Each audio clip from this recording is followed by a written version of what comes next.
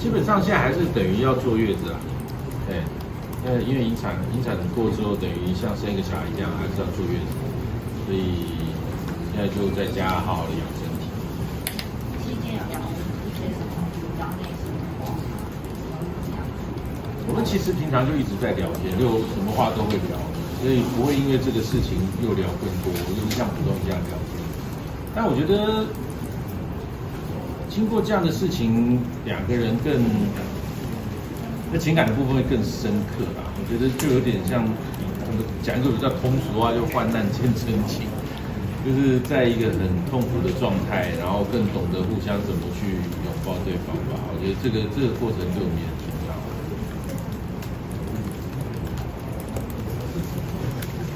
所以我们的事都 OK 的，就是非常好，非常好，现在都非常好。然后我前天也开始钓鱼，然后在大自然中就是放松一下。他这次就是有反过来安慰你，因为我哭的比较惨嘛，因为我们两个个性比起来，我比较感性，他比较理性，所以我对于事情的我比较容易钻牛角尖嘛，所以他反过来都会安慰我。那天也是想这个事情就半夜突然又哭了这样，当然那个小的刺都还会在，但是就是越来越好。最近有比较常做梦。他说他这几天他从就是确定怀孕开始就比较常做梦，但是也没有梦到什么，他从来没梦到过宝宝的梦。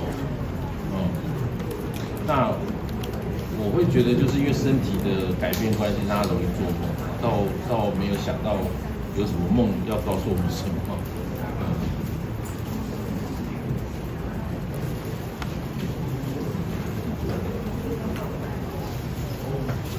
没有想说要下一个步骤，还是先开放吧，就开放看感觉。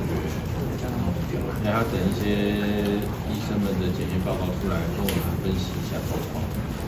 是你现在聊这个是？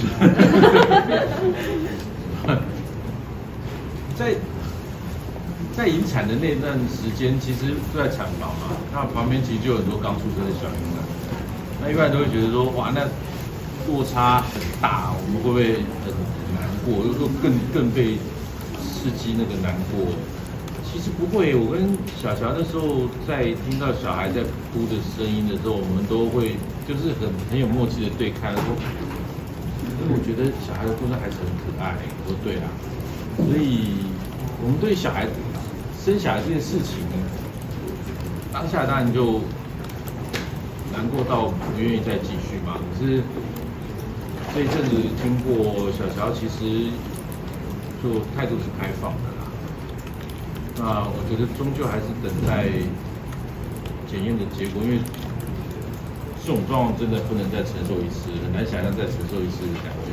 但是我知道有非常多人比我们状况更惨烈，很伟大。我觉得当妈妈的非常伟大，尤其往当妈妈这条路上走的女性朋友们都非常伟大。那小乔这一阵子就有很多那种讯息留言，都讲他们是什么9次的、10次的，就这样一直在拼。我们经过这一次失败，其实就很难再想象，如果再一次失败会怎么样。所以，对，开放，目前都开放，没有决定要开放。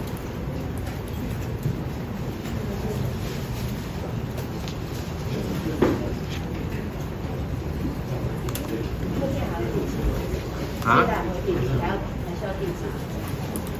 会还是隔一段时间要给医生检查一下状况。就怎么样，小乔身体一定要维持到比以前更好的状况才行。